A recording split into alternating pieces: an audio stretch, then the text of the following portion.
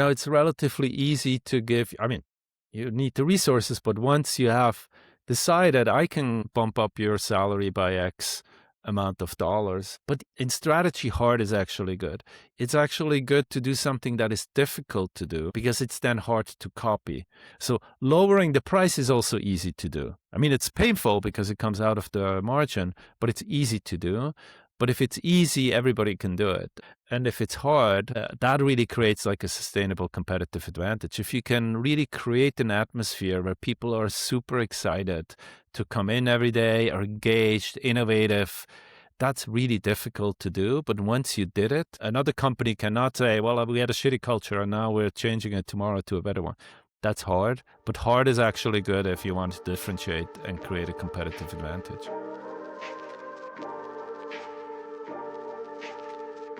Hello and welcome to another episode of As Discussed. My guest today is Stephan Meier. Stephan is a behavioral economist and the James P. Gorman Professor of Business Strategy at Columbia Business School. He is the author of The Employee Advantage: How Putting Workers First Helps Business Thrive. His argument is that companies have spent the last few decades gravitating towards a customer-centric model, and these same companies now have to shift their focus towards an employee-centric model. In his book, he points out that the tools to do that are already on the shelf. Many of the approaches that we've taken towards a customer-centric model can be reapplied. Many of those skills and models and frameworks can be reapplied to the employee to improve that experience and get the most out of people. It's a book that runs very close to my own thinking on how we need to shift the workplace into a more positive experience for employees and in turn generate a more productive output. As always, if you enjoy this discussion, please rate the show and please share it with a friend. This helps tremendously in expanding the reach and helping me get more guests like Stephan on the show. If you are interested in any of the books or names mentioned, you'll find references to the literature in the show notes, and I now have a Substack in which I will drop a transcript of the discussion if you are a reader rather than a listener. So without further ado, I give you Stephan Meier, and I hope you enjoy the conversation.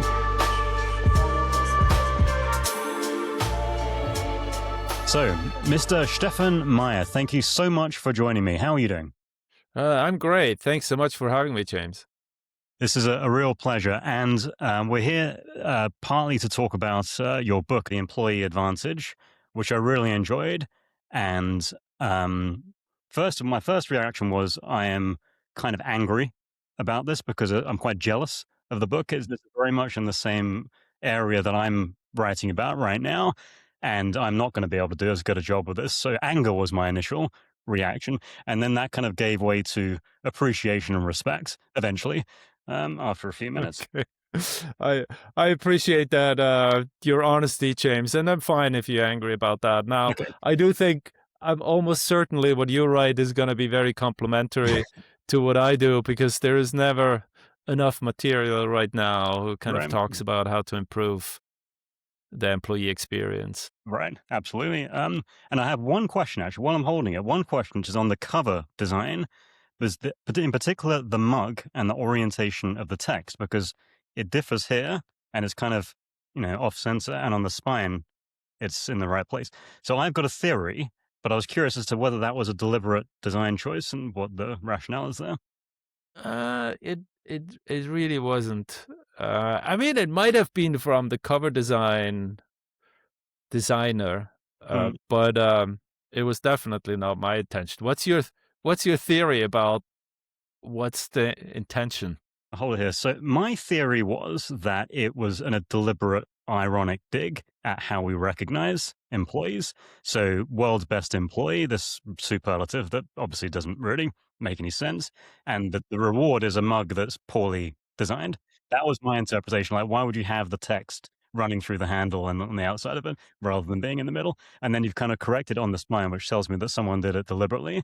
So that's my theory about it. But I'd love to, if you ever speak with your whoever did the cover art, then you're the first person, James, who pointed that out. Now, that does not mean you're the first person who realized it, but the first one who is honest enough to tell me that it was poorly designed, which was not. I did not design it, so it's not my problem. But like, I Deliberately definitely will designed. ask exactly. I definitely ask the editor about this. I'm also acutely aware of it because I'm kind of going through my own cover designs right now. So I'm now sort of looking at every other cover and sort of trying to infer Okay. the meaning behind it and things. So I think it's very clever. So anyway, it's an excellent book. And I'd like to start off by having you speak a bit more about your thesis, which is, and it's very apparent and this kind of this core thesis and way of thinking runs through the entire book. And it's about this move, or not a move, but this evolution from a customer centric way of thinking in business to a more employee centric way of thinking, which is sort of yet to really emerge at scale. But I'd love you to just talk me through that and what your views are on that. Yeah. So I think there are like two ways of talking about this. One is a very personal way. So, I'm a professor at the business school here at Columbia, and I go into my classroom. I teach strategy or taught strategy for like 20 plus years. And I go into the classroom and talk about like, how do you differentiate with customers? How do you create customer delight and whatnot? And then I went back to my office and did my research, which was all about like what motivates people, how does money work, when doesn't it work, what is the meaning of work, and then I'll go back to the classroom and talk all about customers. And only after, quite frankly, a while, I figured, I'm always talking customer when it's business strategy with my MBAs, and then I talk about motivation, what actually happens inside of firms when I do it. And it took me to the pandemic where I finally made that connection. Whereas, like, when it comes like the great resignation and whatever, and I figured, something is not going well. And originally, I thought, like, maybe it's just during the pandemic. And I saw it's actually for years, we were doing a pretty bad job in engaging our employees. And then I made the connection. It's like, you can differentiate as well on the employee side. You can create what my strategy persona, I would say, a competitive advantage. And so that's kind of my personal story, how I got there. The more content wise, I do think we're seeing this evolution from, shareholder value. It's all about the shareholder. And then certain firms figure out, in order to make shareholder value, maybe we should care about the customer. And then this customer centricity movement came along, and we moved from product-centric to customer centricity. And I do think we're now at the stage where we can figure out, actually, if we treat our employee well, that leads to customer delight and to innovation and all those good stuff that will actually lead to shareholder value as a result as well. So that's, I had a personal journey to that, but I also think there is a move in general in the market that like employees create an advantage and might also have an advantage. So the employee advantage, the title actually of the book actually has two advantages. The employees, I think, will gaining more power over time, and also firms that put employees first actually create a competitive advantage in the market. Yeah, it's interesting, isn't it? Because there's a sort of assumption that if you give more to employees, then you're giving less to your customers, and no one's going to say that. But I feel like there's this assumption that why would we pay people over market because we could put that money into our customers, and there's a zero sum assumption behind all of this. But what's clear in your book is it very much isn't zero sum. Like if you treat your employees well, there's a sort of there is a greater sum of the parts argument to this, and we don't need to choose whether a dollar goes here or there. We can put a dollar there and get $2 here. Totally. Mm. No, I completely agree that this either or zero sum thinking is all over the place. I mean, quite frankly, I think it was there when we moved to customer centricity, where we thought like, I think Amazon got heat for like years where like, where's the money? Like you do maybe too much for your customers. Like, and there was this either or mentality too until we figured out, no, there's actually win-win. You make customer happy, you make more money. And so that's my argument in the book, exactly that, like, you make the employees engaged and committed and motivated. And as a result, you actually make more money too, because your firm is going to outcompete the others. So you use a particular example of the new Harry Potter book and how Amazon dealt with that, and how at that time, when the customer-centric view wasn't as common, it was viewed as a strange decision. So talk me through what happened there and how we can learn from that from the employee perspective as well. Absolutely. So, Amazon, when I forgot which exact version of the Harry Potter came out, and Bezos figured, like, that's an amazing opportunity. We should actually give people, and it came out, I think, on a Friday. We should make sure that customers have that book in their hands on a Saturday, which is a very, very short turnaround time. They needed, and they subsidized it as well. They thought, like, that's how we can really, those Harry Potter fans, and there are obviously a lot of them, we can really delight them. We can, like, blow them away. And analysts were like, what the hell are you doing? That, like, costs so much money. Like, people, and they should suck it up and wait a couple of days. That's okay. And some will go to the bookstore, the local one, and get it there, but we don't care. Turns out it was a huge success because, sure enough, people were so surprised positively, creates like loyalty, and just that moment, as in marketing, where it's like that moment that matters. That was a moment that really mattered, that creates kind of that brand awareness that is really, really difficult to, like, buy otherwise. And as a result of those loyalty, you then can actually make more money as a result. So there's a clear win-win there as well. And we sometimes see it on the other side as well, where a company, Costco, who is a relative employee-centric organization, gets heat or got heat. Still sometimes now is like, you have to decide, shareholder or people. And, no, actually you don't. In that particular case, you can make happy employees, and as a result, the customers are delighted. They buy more stuff. They actually like the private label of Costco, which has higher margins, so you make money there, and the turnover goes down. So you also save money on that. So it's all win-win in the end. Yeah. And I think that's that realization that happened once in the customer experience movement, let's call it, that is starting to happen now in the employee experience movement as well. And what's interesting is you mentioned you had a sort of realization during COVID that maybe we just haven't been thinking about this in the right way. It was probably around the same time that I had my own realization, but it was from a different perspective. For me, my career had been built by building pay systems to kind of coerce people into giving more to the company, with the assumption that why would they ever do it if they didn't have incentives? That's a kind of overarching assumption with pay in many companies. Like, why would they ever offer more than they could or do work that they want to? And this assumption that work is, as Dale Lindsay would say, is a negative good, overrides everything. So my sort of realization was kind of, but why are we always assuming that people don't want to work? And why are we creating work that people don't want to do and leaving ourselves on the back foot to the extent that we have to incentivize people to do something that they otherwise wouldn't have done? So I think we both sort of had our sort of parallel arrivals there. This idea that, well, maybe actually you can just make work fun in the first place and people will just want to do. Yeah, and I think James, what is it also important and really interesting what you just said, with the customer, in order for customer centricity to work, it needs to be, there needs to be more than price. If they only care about price, then it's zero sum. Like, I have to give you a better deal that comes out of my margin. That's hard. If it were all money, pay, that's also hard then. I need to give you more that comes out of my margins directly.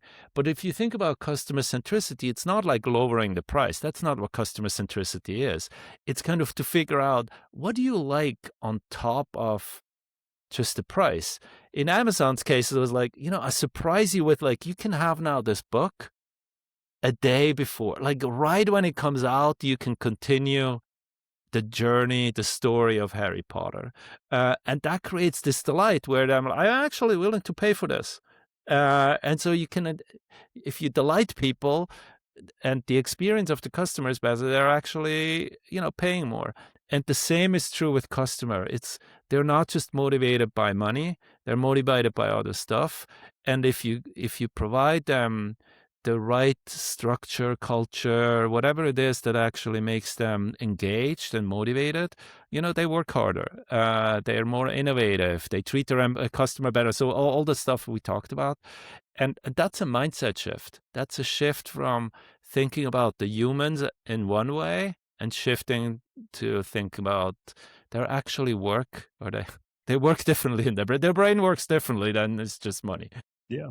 Yeah, they're not just inputs to production. They're not machine. They're not a replaceable part. Totally. And that what you were saying about the value there beyond just the price. I was just speaking with Jessie Swan on a previous episode, and the example she uses in her book is coffee.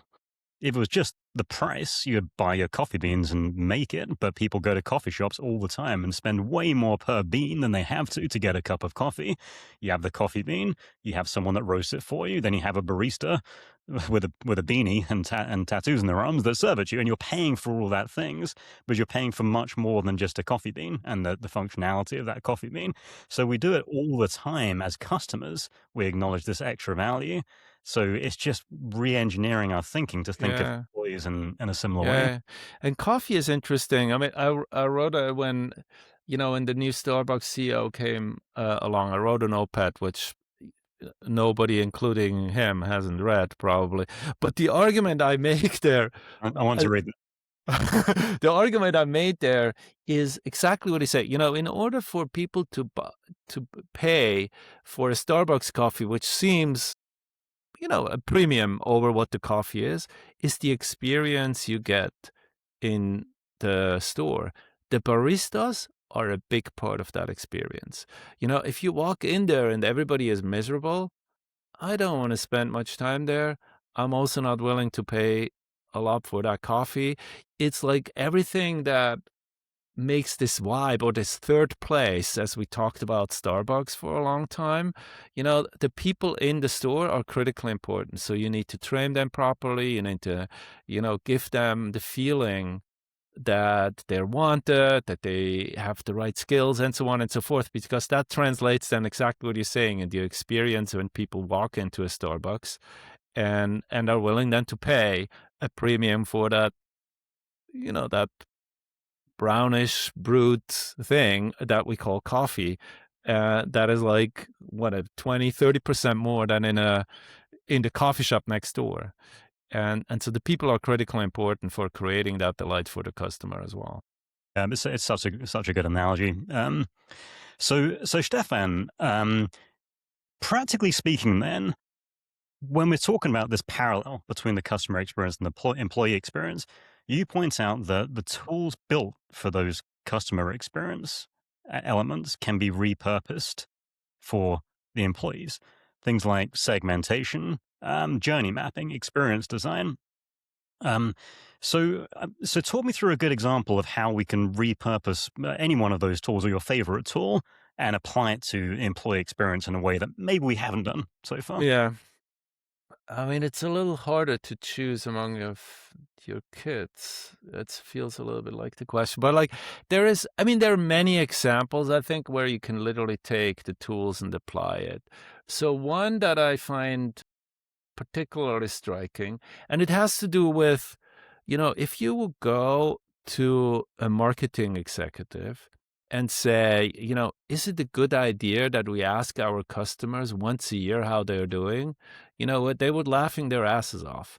They were like, no, of course not. We need to constantly know what they're doing, and using multiple techniques to actually figure out what they want, how they want it. And, focus groups, journeys, and so on and so forth. And while with the employees, we often do annual engagement survey. Everybody ignores it. Everybody knows that it's ignored, so the data is actually not particularly good. So an interesting example is Eli Lilly, the pharmaceutical company.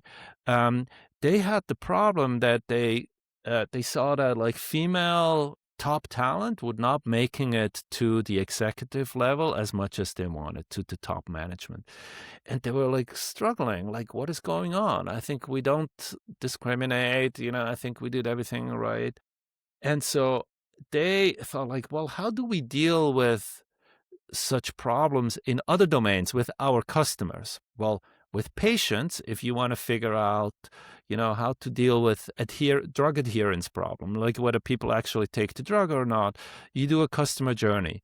You figure out like what actually happens in the life of their patients or the customers for a pharmaceutical. When do they get up? When do they normally take the pill or not? When are those moments of that matter where you could intervene? And so they literally took the marketing team that does customer journeys and apply that to employee journeys. They're like, for females, that particular segment, female talent, let's see what the journey is of those female talent. Where are the moments that matter that we can intervene? Turns out in those journey, they figure out a big difference and problem is like male and female talent do not ask for mentors the same way. Part of it is because it's not the samely accepted to ask for help. Part of it, it's a little hard to find the right mentor. So they really intervened then at exactly that point. And they were able to, in like a couple of years, to increase the number of female talent from like 41 to like 46%. So like a 5 percentage point increase.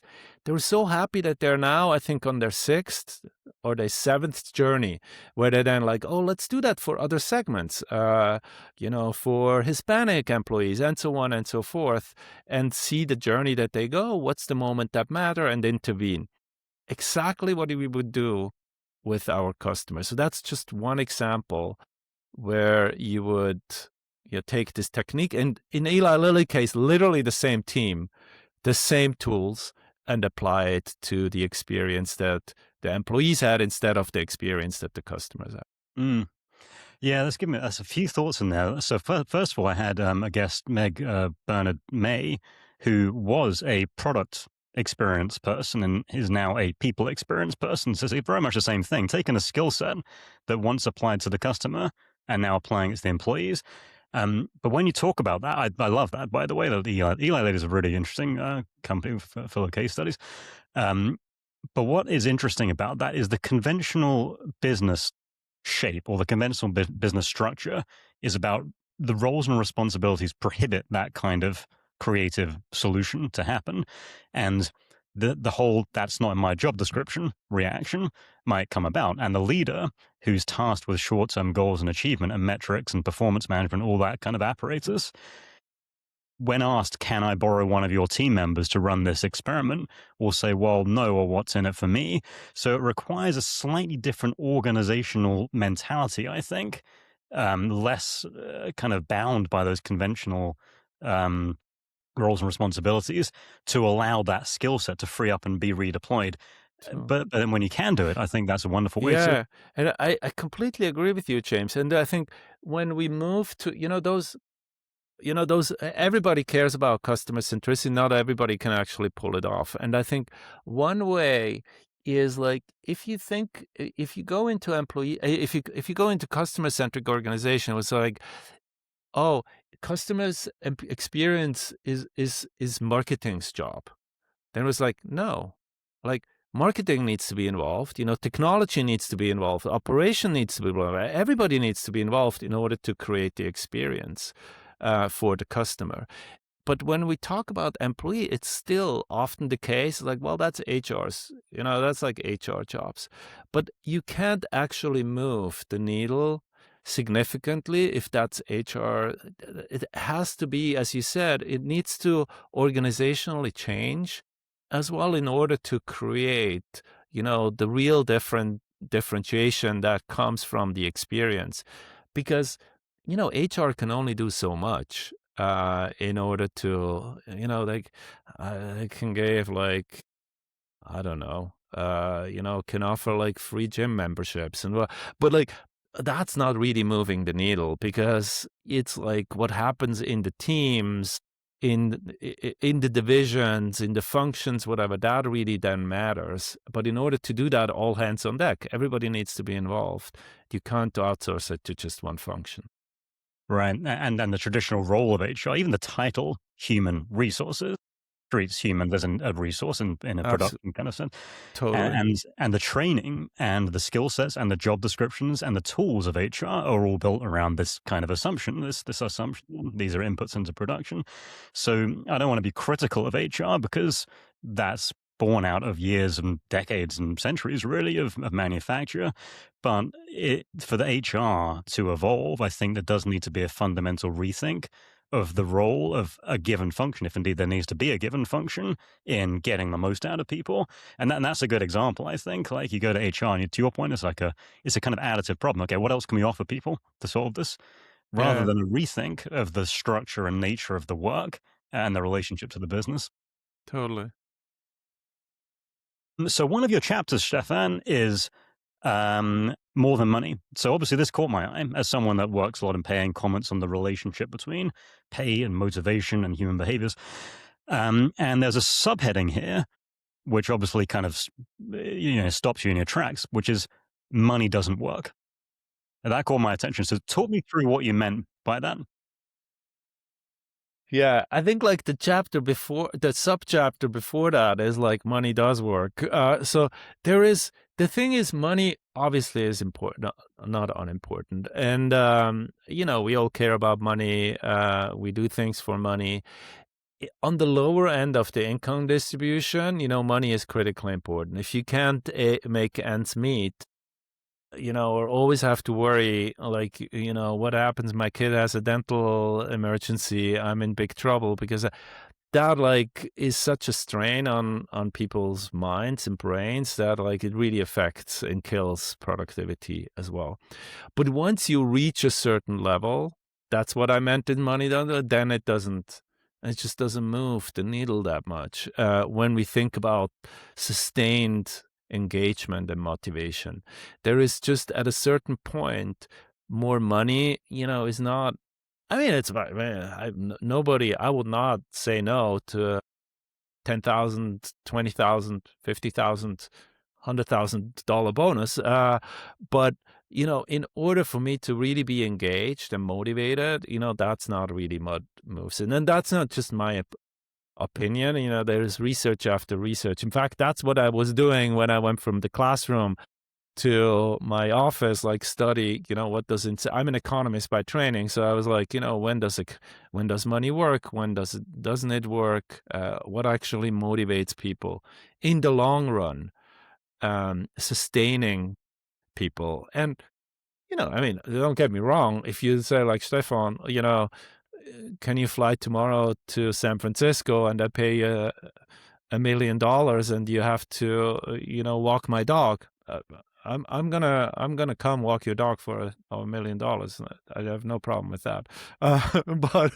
But there is would I do it for like $1,000 every week? No. Or every day? I will do my best? No. But if there is other motivators, as I describe in the book, let's say there's purpose or have real impact. I mean, that's kind of what make keeps people going. Mm.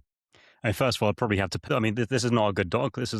I'm not sure, like exactly what the price would be to have to walk this guy, but it is a really interesting area. And the one thing that fascinates me, I had Alfie Kohn recently, and he wrote this wonderful book, Punished by Rewards, and he takes the stance that basically there's no good way to reward people.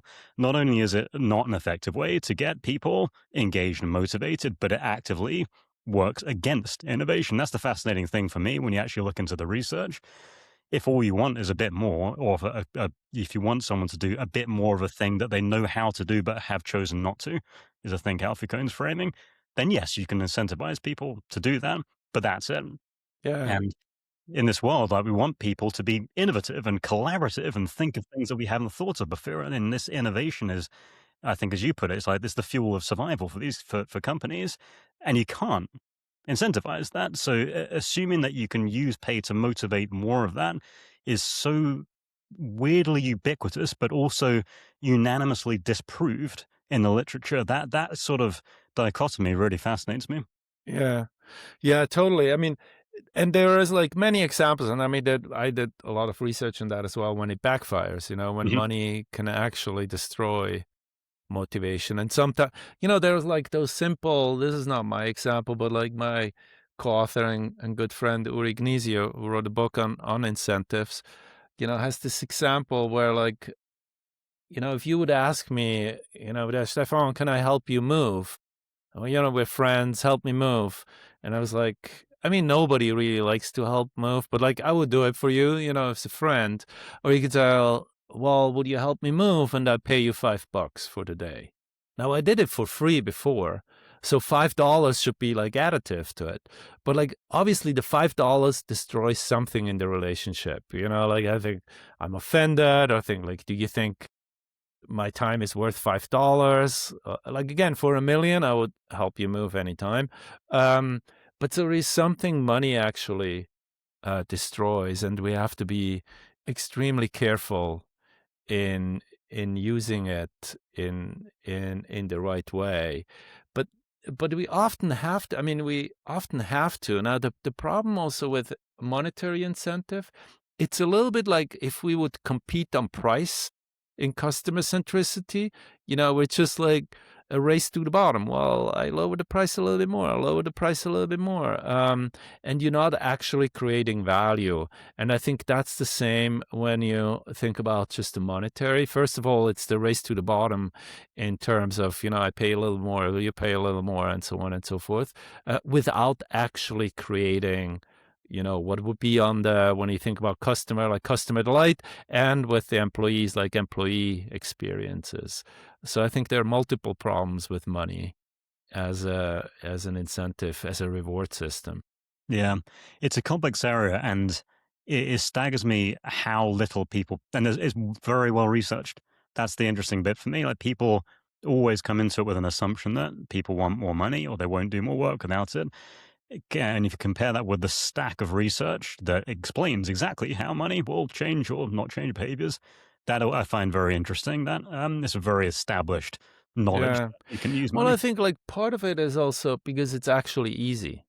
It's relatively easy to give. I mean, you need the resources, but once you have decided I can bump up your salary by X amount of dollars, but easy in strategy is not. In strategy, hard is actually good. It's actually good to do something that is difficult to do, because it's then hard to copy. So lowering the price is also easy to do. I mean, it's painful because it comes out of the margin, but it's easy to do.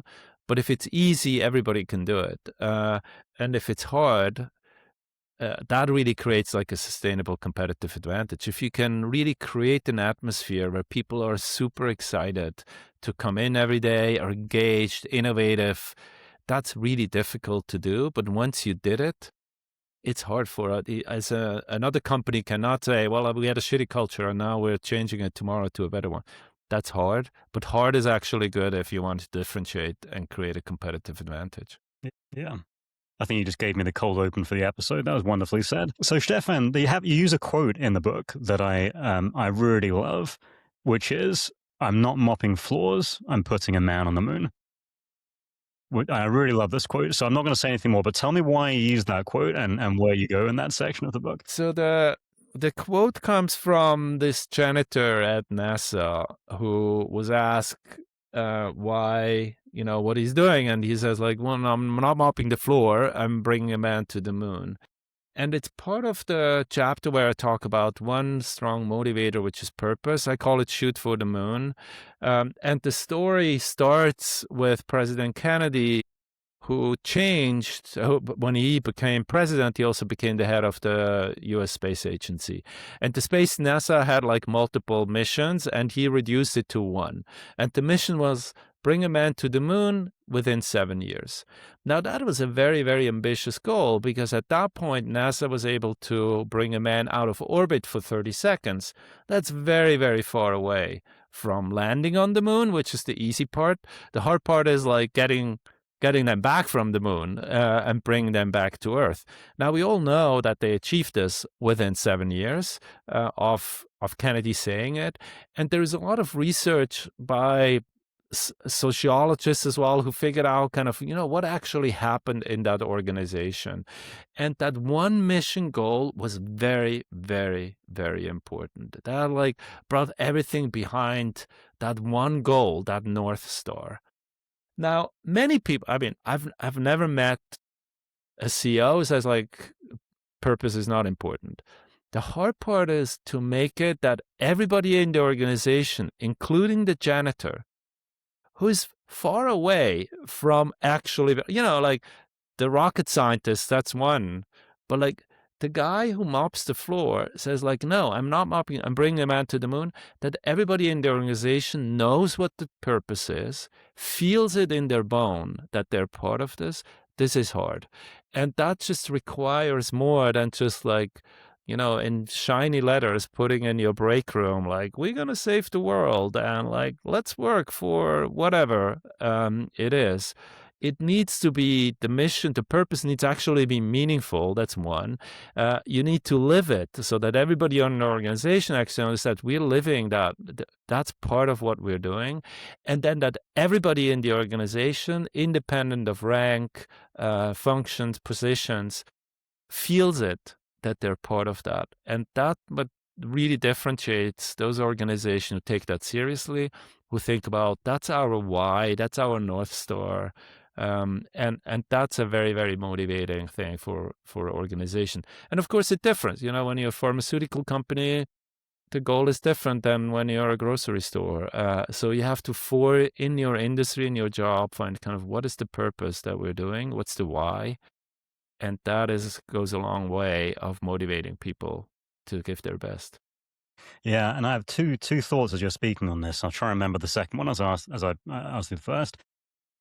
A lot of your book, I think how we both think, it means trusting people more, not assuming that they don't want to work, trusting people that if you give them good work, they'll figure out the best way to organize themselves and get that work done. But it doesn't mean a complete lack of direction, or it doesn't mean a complete absence of control. So in this example, what I like is there is a controlling factor here, and that is the purpose, but it's a very clear, understood controlling factor. And it's a fun one as well. In this case, like putting a man on the moon, that's fun. So you do have control in the sense that you want people to work towards something that everyone shares and understands. And this is a great example because it's so clear. But beyond that, you're allowing people to freely figure out how to get it done. So you also talked about how engineers were just figuring things out the entire time. Like, this is the goal, but you need to figure out how to get there. And Yeah. when you start taking that mentality and asking people in other careers, do you have that same sense of freedom and that same clarity of goal? When the answer is no, I think that's when a lot of problems arise. And when you do start to look at people and say, well, they're not doing the work, we need to start incentivizing them. Well, if you're able to answer some of those questions, then perhaps you wouldn't have to. Yeah, totally. I couldn't agree more. That doesn't, and I sometimes get like people get this wrong that like, when I talk about like employee centricity, it's like, well, it's like a free for all. Everybody can do whatever they want. Like we just listen whenever they want stuff, we give it to them. No, that's not true. I mean, you have to give, as a leader, I think you have to give clear guidance. Like that's where we're going. That's the strategy that we're having. Clearly communicate this. Everybody knows. But then, yeah, empower them to make the choices to get to that point. Kind of saying we're going from A to B. How we get to B, you have a lot of say how we actually get there, and that's really important. That makes it hard, obviously, because it's like you have to give guidance, but you also empower at the same time, and that. Some people feel that's in conflict, but I don't think it is, because there is a middle ground where you can actually be, giving guidance, even being frequently involved. Give feedback constantly without being controlling, because we obviously don't like the micromanager who's frequently involved, and in order to control, but we also don't like the one who is like, as I in the book I call him cheerleader, who is like, James, go for it, and then without clear guidance where to go and not constantly involved, that's terrible as well. In order to set empowerment up for success, you have to be involved. You have to be an engaged coach. You have to be frequently engaged, but in order to coach, in order to say, well, that was great. What about here? And so being kind of a coach for somebody, and that sets up empowerment for success. Otherwise, it's going to be a disaster if there is no guidance at all. Yeah, yeah. It's not an abdication of managerial responsibility. It's a reimagining of what that role is. And it Totally. makes me think of like Teresa Marble and Stephen Kramer's research. And they ask managers, what do you think enables people to improve their inner work life? And the instinct for a lot of managers to reach to recognition and reward.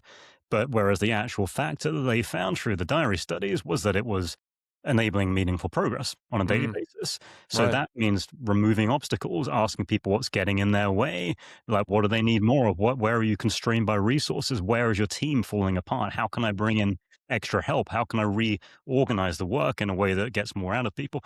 It's a very different mindset to what I think of as the factory supervisor, whose job it is Yeah. to monitor and incentivize more of the thing that you already thought you wanted.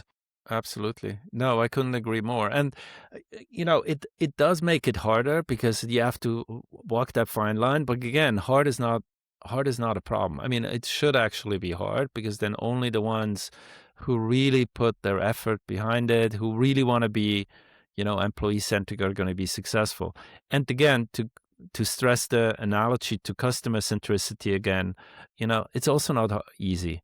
To be like really customer centric is also not so easy, and you also often have to find balance between, like, what can the customer do, what can they not do, how much do you direct it, how much you don't, how much you listen, how much you overlay, and that makes it, then the good companies are will succeed in that, and then the other one can catch up because it's Yeah. actually hard to do. Well, that's I really like that framing. Yes, it's hard work, but it's a competitive advantage that can't be replicated. So, the barriers to entry into that model are Totally. high, so people can't play Absolutely. in your space. I think, again, I want to make sure I'm getting the right example. Did you mention HEB as one of your examples? Yes. Yeah, Yes. I love that company. Now, and when we talk about this, I think HEB has done that. And it's very difficult to go after what HEB does. They've built this cult-like following. So how has HEB done all the things that you're talking Yeah. about?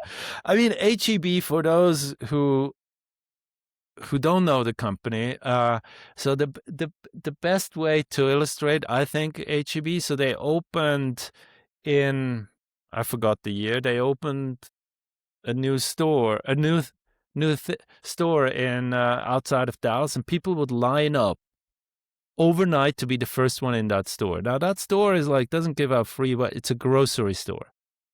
It's not like free Taylor Swift tickets or something like that. Uh, but they have like this cult following. People love that store.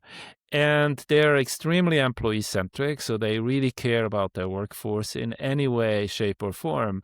They support them wherever. They think about their careers really carefully. They're really there when they have difficult situations. So when there was a hurricane in Texas, they're only in Texas. They were there and helped them, so they have this purpose aspect as well. They do some recognitions as well. So I have a story in the book about like the 4-star truck driver. So he is like, I forgot his name, but he drove like 4 million hours or miles without accident. That's like really, really difficult to do. That's not like the employee of the month where you're running out of employees for the month and like eventually everybody becomes the employee of, and then it's like completely meaningless. It's a little bit like the participation trophies that the kids get in the US here. But like the four yeah, the 4-star truck driver is like super meaningful, and so they celebrate that, and it's a really important part of what they're doing. And as a result, they have those customers who are like, who would do anything, pay anything, and like are very, very happy going to those grocery stores. And again, it's a grocery store. Like Yes. again, like and it's just been achieved by smart thinking. And I think we talk about purpose as well. If your purpose is to sell groceries, that puts a cap on what you can be as a company. If your purpose is to be an integral member of your community, that changes everything about what you're doing. And I think like another good example is Men's Warehouse. You could see yourself as selling clothes to your customers, or you could see yourself as making people more confident, making them leave Mhm. the store more confident when they came in. Now we talk about, again, we go back to the coffee bean. Now you're adding value to something. Now you can charge more for that because you've added value beyond the component parts of it. And HEB is such a good example of that. And you talked about the disaster relief of the hurricane as well. Well, all of a sudden now you are a member of the community and you're not just saying you are, but you're acting like you are. So Totally. employees and the community everyone can see that you're living up to that purpose. Yeah. So it's a really good example. It's a very powerful example. And it's also, I like it also because it's not an industry like tech, where there's like so much money left and right. It's a small margin business, but even in those relatively small margin business, if you do it right and care about the people, then you're really successful. The company is financially extremely successful. In an industry, where we wouldn't think like, they don't have like slides in the office and like ping pong tables, whatever, but they actually care about what really matters to the people. And what you said is a really important part. They feel that they're part of something bigger than just selling tomatoes. And that, I think, is a really, really important part to motivate people within the organization. Um, so Stefan, I want to move on to another example, which I really like, which is hire.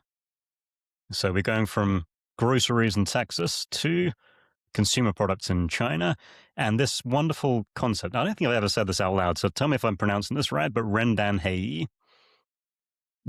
Well, I don't speak any Chinese either, so but I think you got it right. Yeah. So maybe you could talk us through what that means and why that fits into this way of thinking so well. Yeah. So hire is a white good producers and white goods. I think like small fridges and whatever. I think people in the US know them from like college dorm, like tiny fridges that you have in your dorm room.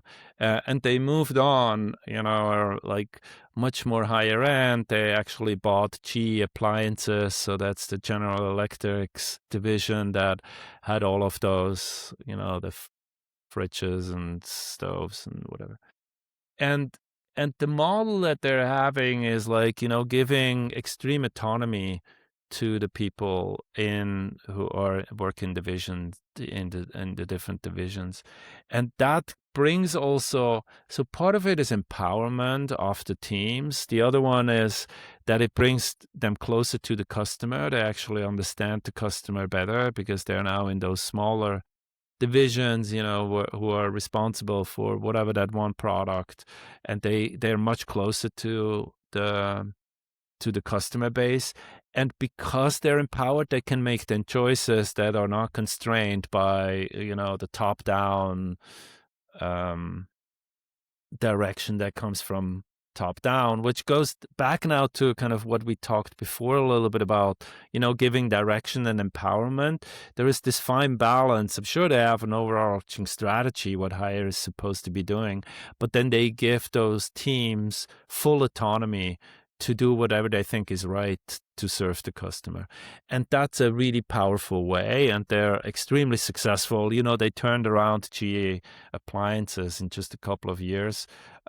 Being a Chinese company, you would not expect that. The stereotype is that a lot of the Chinese companies are like much more command and control, and they turn it really around, and is a very autonomous, empowering company that is very successful financially as well. Yeah, it's a really interesting one for me. And one of the things it raises is the sort of cognitive human limits that we have that I think organizations fail to respect. And you've got, for example, Dunbar's number, which is about 150 people, is the maximum number of people that we can really see as individuals. But the maximum number of people we can work with as a group is lower than that. It's sort of 10 to 15, I think, or something like that. Our hire, a few years ago, they shifted to this decentralized model, respects that cognitive limit. So to me, like you've got these large organizations that almost pretend that they're these just homogenous groups of people that can act and work together when there's still hundreds of thousands of people, whatever. And Hire said, well, no, that's not going to work. We need to create autonomous teams to do that. And just because we do that doesn't mean we can't function as a company. And I kind of think like there's a wonderful analogy here that I stumbled across, which is starlings, European starlings. So they move as this beautiful flock as one, a murmuration. And for many, many years, people thought that that had to be centrally coordinated. And some scientists even thought it was telepathy is the reason they move so well together.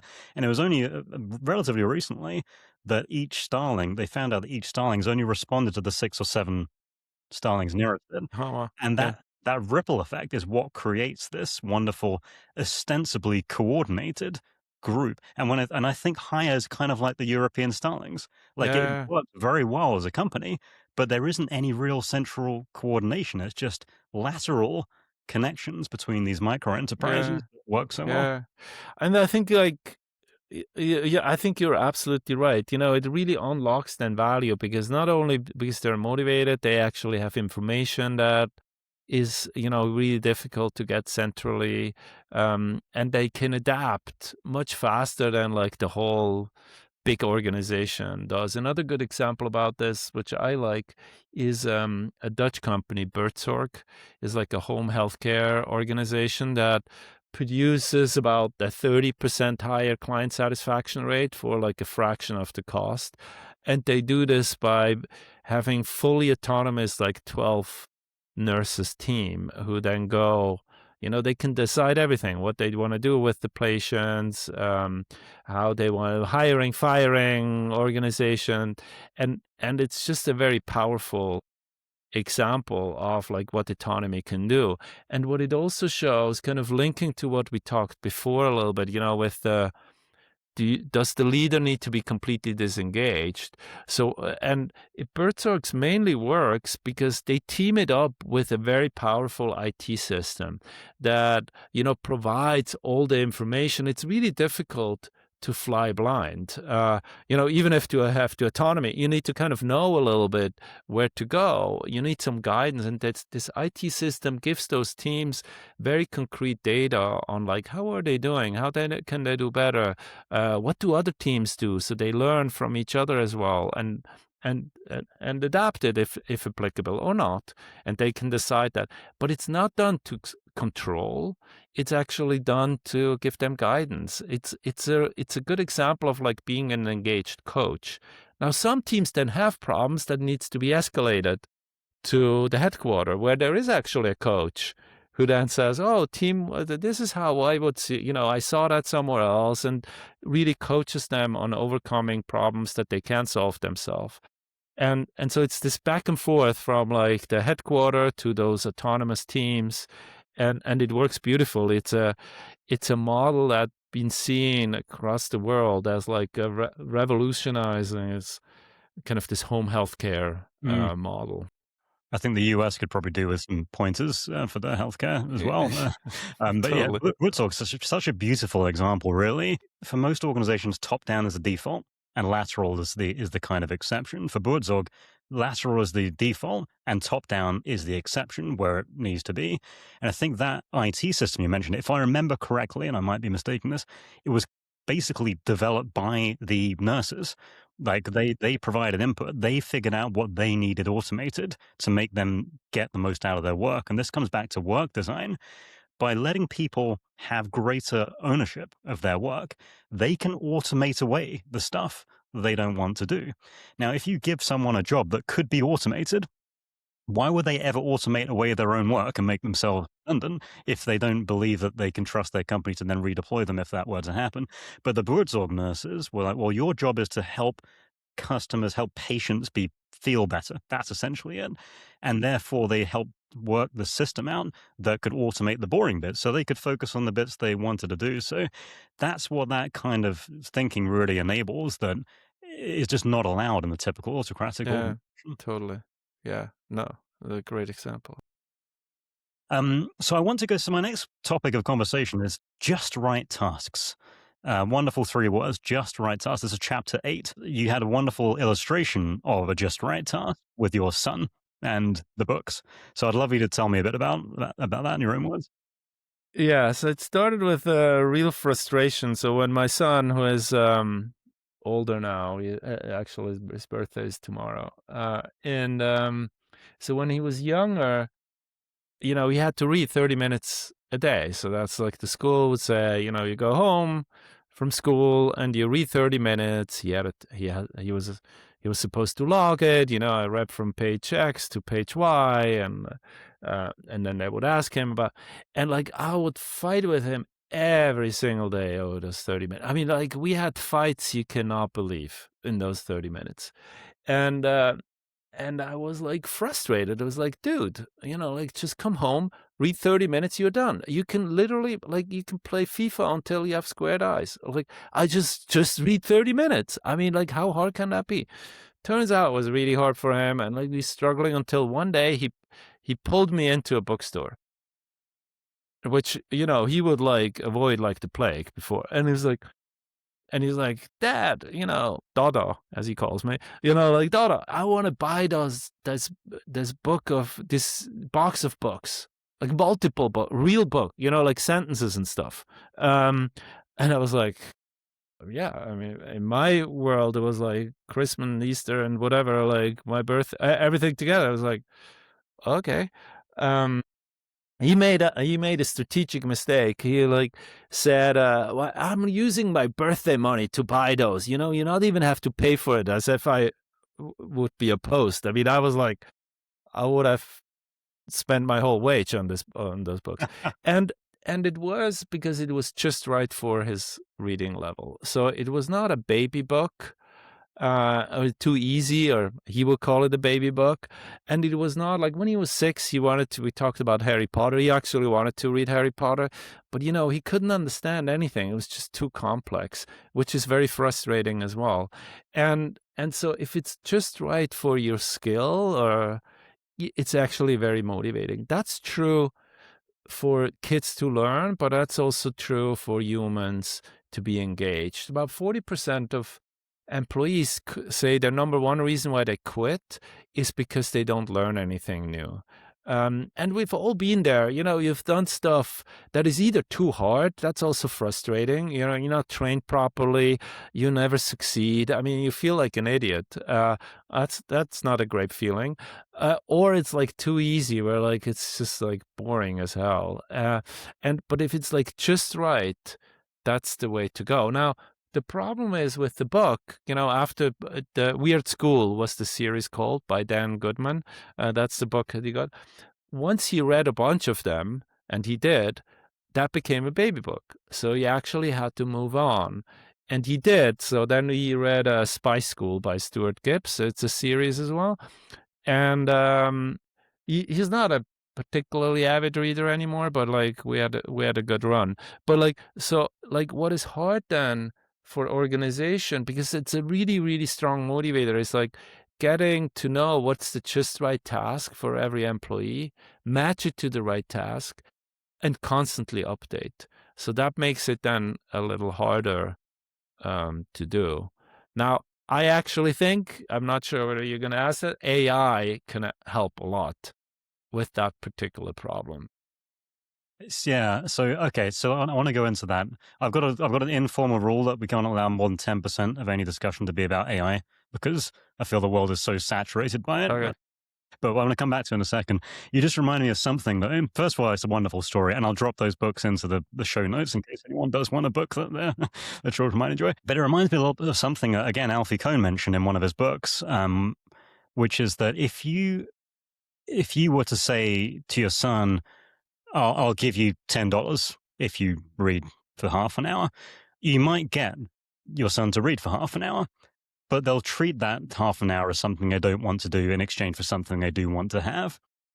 Whereas what you found was the just right task to give your son intrinsic interest in doing that thing. And then the reward is more of that intrinsic thing. So if we carry that analogy to the workplace, the reward for good work is more good work, not the incentives that people tend to reach to. And I find that very, very interesting. Like the idea that the more work is the reward is for many people a difficult thing to accept.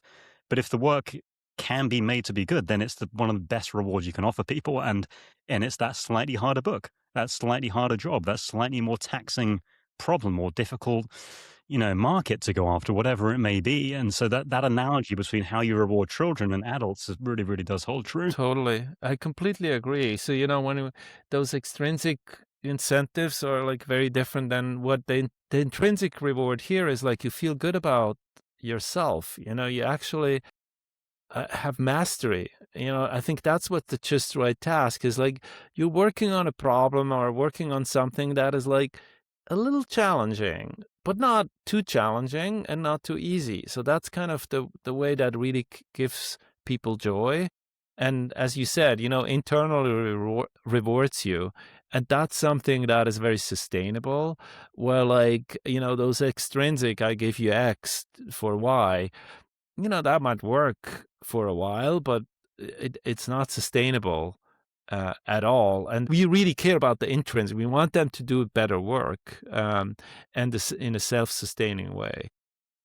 And you mentioned AI. So let's talk about how we can solve this, because again, the traditional architecture of an organization is jobs and levels with very clear descriptions about what you're going to do. But the problem for me has always been with this model is that it doesn't respect the just right task. It doesn't respect the fact that as you get better at something, you need more challenge to be engaged. You need to make that progress. So what's the solution to that, and how might AI support with it? Yeah, I mean, there are a couple of solutions. One is technical and one is not. But I think you pointed to a really important part. What is the problem to begin with? And I think a big problem is what people in the academic literature at least call like talent hoarding.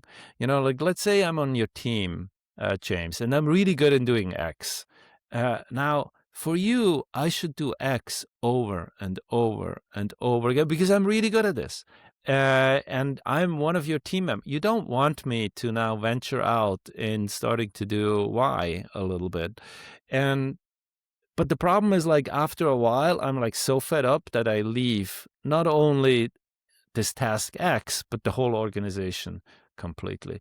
So you need to personalize it to this just right task. Now there is an old school and a new way of doing. The old school way is, talking to people one-on-one.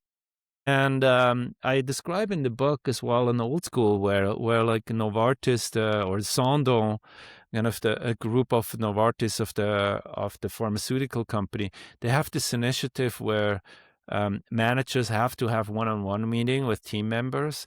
And in the meeting, it's really about like being empathetic, understanding, let's say I have a meeting with you, like ask you, tell me what you want, what you need, what is your, and that's kind of that's one-on-one old school personalization. I now know James is different from Sandra, different from Jessica.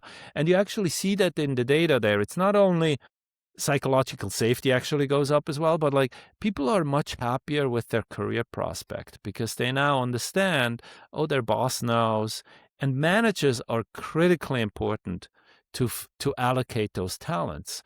There's just a new study that came out that looks at the importance of managers, good managers. They actually figure out where should Sandra go? What should their next job be? And that's a really important part.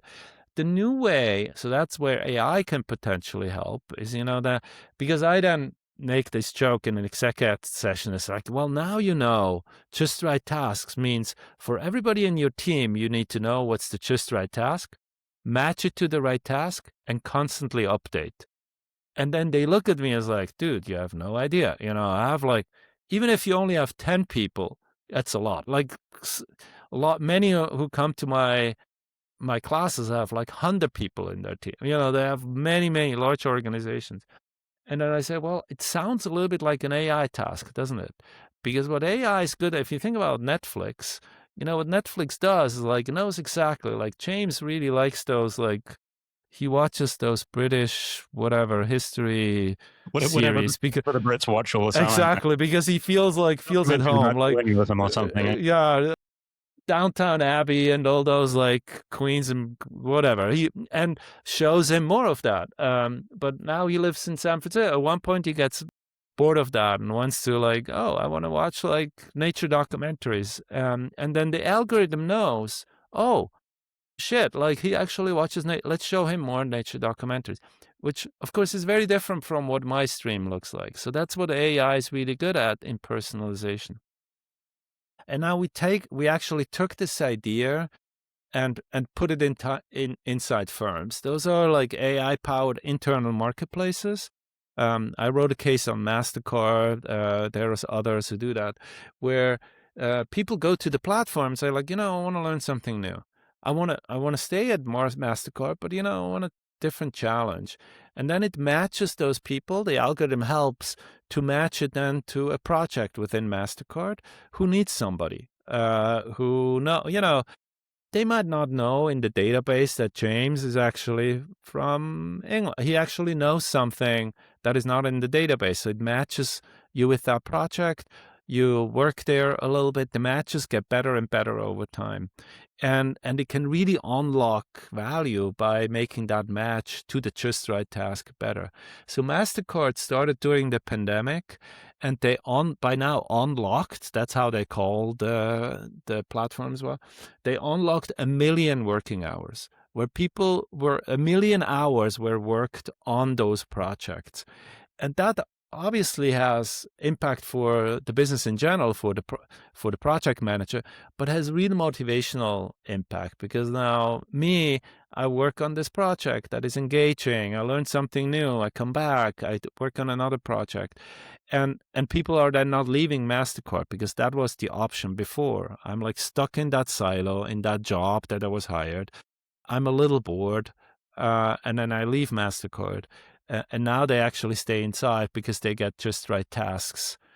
They're actually so successful that they thought about other matching problems, like I mentioned mentorship with Eli Lilly. They now use that platform also to match mentors to mentees, and it's a very good example of like using technology to actually help humanize work more instead of replacing or automating. That's fascinating. I don't know very much about that one at all, the MasterCard one. But 1 million hours, in theory, is 1 million engaged hours that you might not have had otherwise, right? If we try and if we Yeah, simplify it slightly, that's incredible. totally. You can quantify. I think they did. I forgot. Like you can put this in money terms. It's a lot of money. And that's not even the motivational aspect. That's like the work that's being done on those. More work gets done in projects anyway, in general. In any organizations, there is more project work.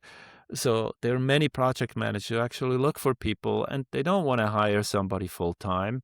And if you now have a talent within MasterCard or whatever the organization, there are many who now starting to do those internal marketplaces.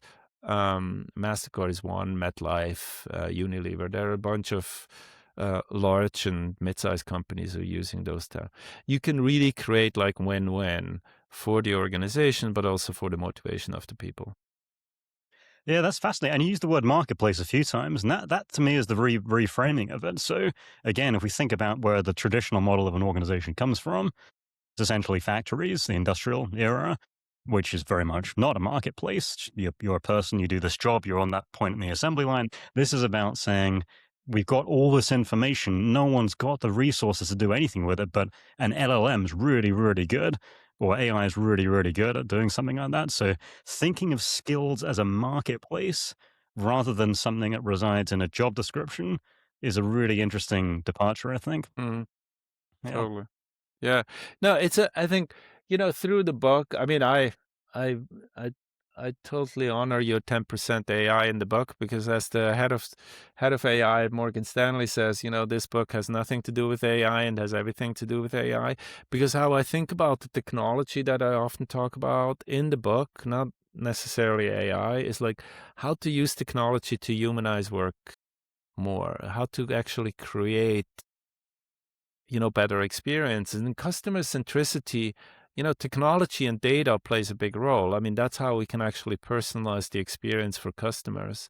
And I think we now have an opportunity, if we don't screw it up with like surveillance and whatever, to do it actually right in a way that improves the experience of the employee as well by using technology to really what I call like humanize work more Mm. and kind of leverage those motivators instead of destroying them. What we unfortunately also often see. Yeah, and that obviously, if you're a company that regularly lays people off, not mentioning any big tech giant names or anything, but if you're a company that regularly lays people off under the guise of AI and efficiency, if you then turn around and say we're using AI to try and create a marketplace of skills, no one's going to believe you. Everyone's going to assume that you're using AI to Yeah. strip out jobs. So it does depend a lot on the culture of the company as to the degree to Totally. which you can do Yeah, that. totally. I mean, and if you have a trust problem, that's like whenever there is change, I mean, that's going to be bubbled up.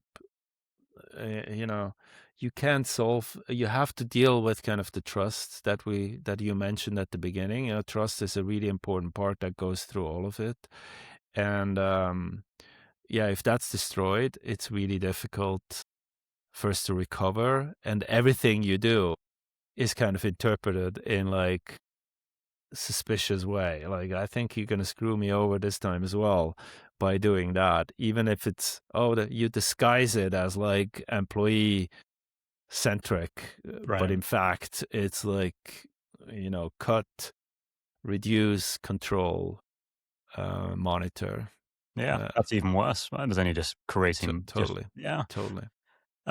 So I think, and the next piece I wanted to talk about is part three of you, but I think we've kind of touched on this a little bit, but you use the phrase the workforce of one.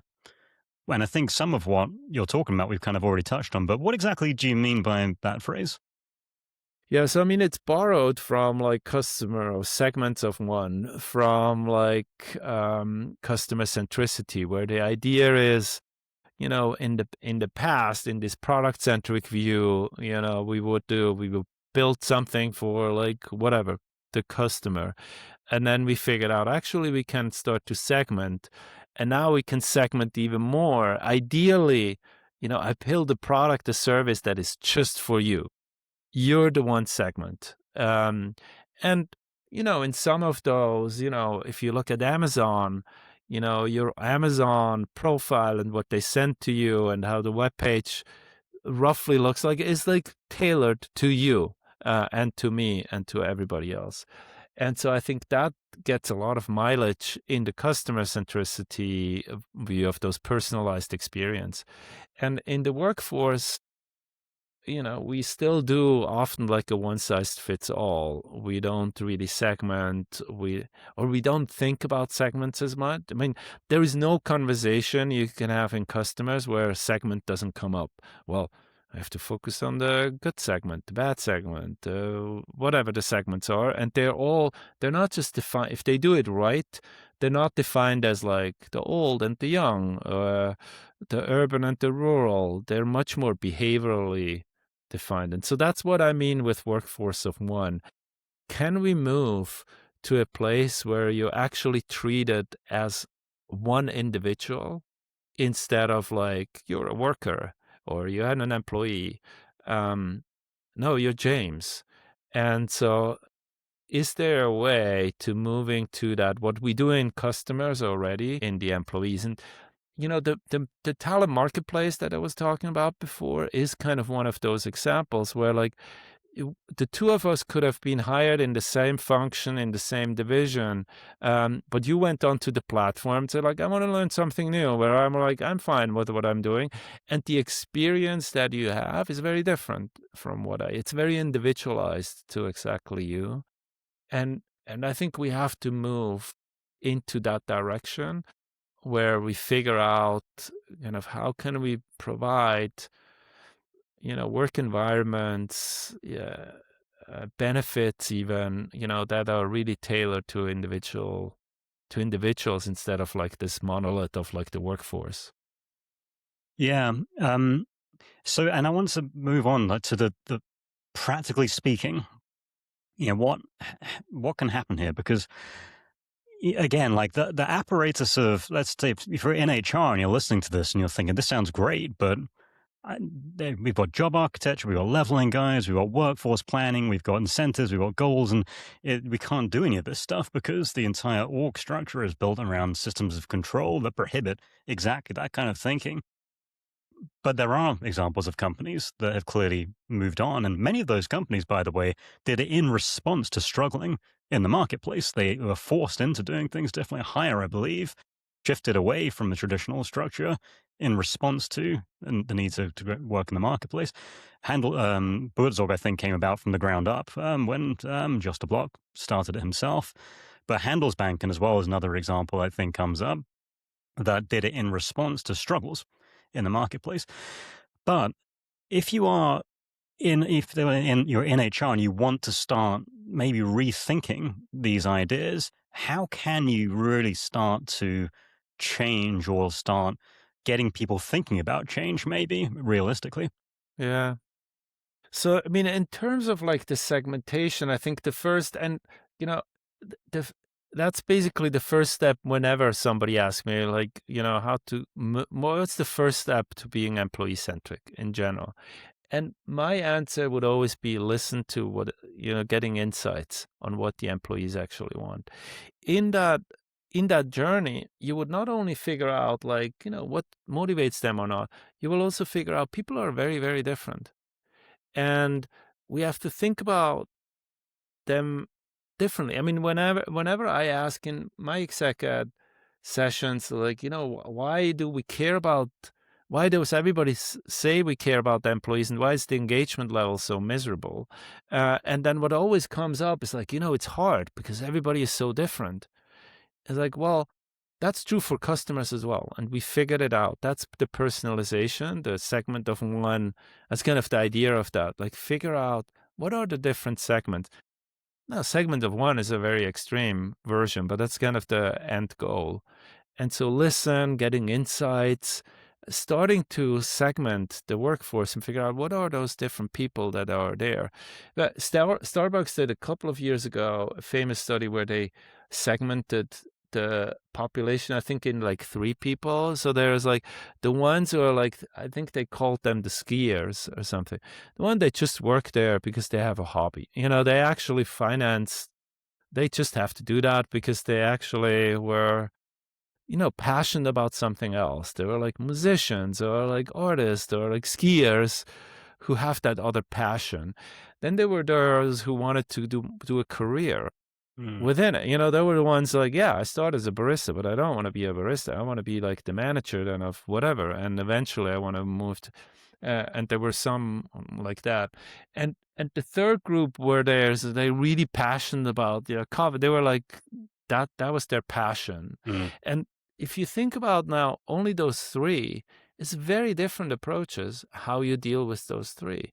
And understanding that motivation, thinking about those 3 allows you then, the artists who wants to, works in Starbucks only for the money, but has a passion project, you can actually bring that passion project somewhere in, like acknowledge it and like celebrate that as well. But the guys who want to make a career, it's a very different approach. And so thinking about those different segments already allows you kind of to personalize it more. Now, the listening starts also with in smaller, what I called before, like old school personalization. Old school personalization is one-on-one meetings, is like actually understanding, oh, James, how to Sandra, to Jessica, or whatever, how are they different? What do they want? What does their life look like? And, we talk now a lot about not a lot, we mentioned the pandemic. One realization that I had in the pandemic as well is, well, over Zoom has many disadvantages, but like some of those video conferences, as it has right now, I know, I see your life in the background. I see like, oh, you have a dog, you know, those Zoom meetings where like kids go through the background, or that was a moment where we felt like, oh, I actually work with the other human being, mm, or my boss is a human being because he has a life as well. And that creates that personalization in from the ground up. And then there's system-wide stuff that people can do. Like those internal marketplaces are definitely kind of personalization tools.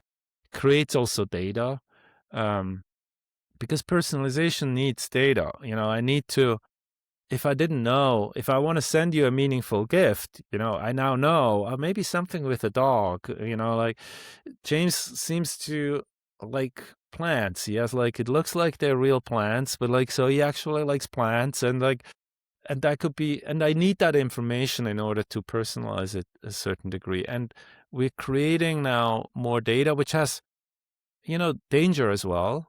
We have to be careful with that data because you can definitely also exploit it. And to the point you made before, if there is no trust, I don't want to give you any data. I don't want to tell you about my life. I don't want to Right. tell you what I do. Like, You're just going to because use it I'm against always, you somehow. exactly, I'm always afraid that you're like, you use that against me or as a surveillance technology. But like listening, understanding, getting insights, I think is the first part of creating a more personalized experience. Mm. Yeah, it's very, very well said, Stefan. And you think about the direction as well. Like you mentioned, like we now can see each other more as humans because of COVID. It almost feels like historically the model of business was to prevent that.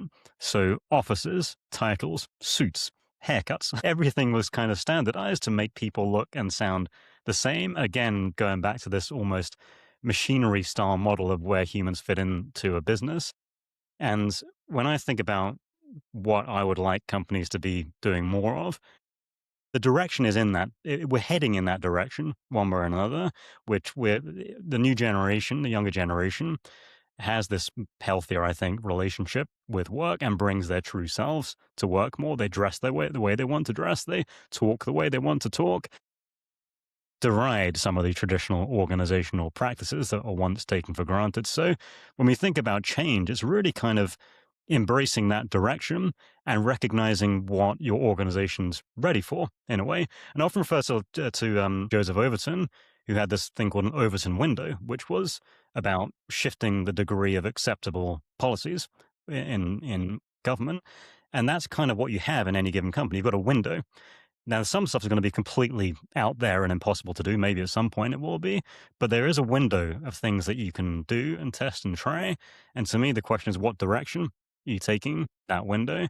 So it's more understanding of your employees and who they are and what they want and what they value, but less control, like less granular job architecture, less stringent leveling, less need for approval, less hierarchy. And it's unfortunate for me when I see companies reaching towards more of those things because they think that's going to solve the problems they have. Um, because like again, like pay, it's something tangible that you can adjust, you can tinker with. Yeah. No, I completely agree, James. And I think we're very kindred spirits in that sense. If more and more people have that vision, like that's kind of the way to go. And, I always tell the leaders I teach is like, not because it's the right thing to do, because it's actually the profitable thing to do. That's how to get people on board. I also think it's the right thing to do. But it's actually the way to be successful as an organization. And but you just have to change a lot of things. You can't just, if you have a culture of distrust, like, and I then tell you like, James, we're all family, think about the office as the family. It's like, I don't want to be in your family. Like, no. I'm like, well, you want to be in my family that you can squeeze out more, like, Not pay me. good, exactly. Like, no. And so everything has to fit together, that then, setting empowerment and trust up for success is not so easy. But again, not so easy is actually good. Once you figured it out, it's a real competitive advantage where there is, those are the barriers to entry that make it hard for others to compete with you. Mhm. Absolutely. So I want to finish by first of all reminding anyone listening that this is the book that made me both incredibly angry and also very interested in what you had to say. So congratulations on that. That's a Thank you. real mix of emotions. But if people would like to hear more about what you have to say and learn more about your views, where can they find you?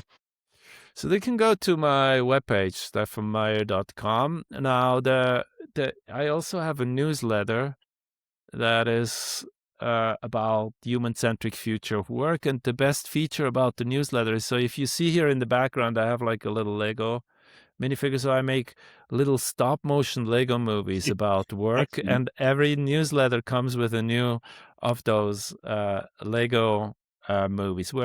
And in the newsletter, I actually do talk often about AI as well, but not only, like how to create a human-centric future of work. So that's probably the best place. But you find all that information on my webpage. That's probably the best way to start.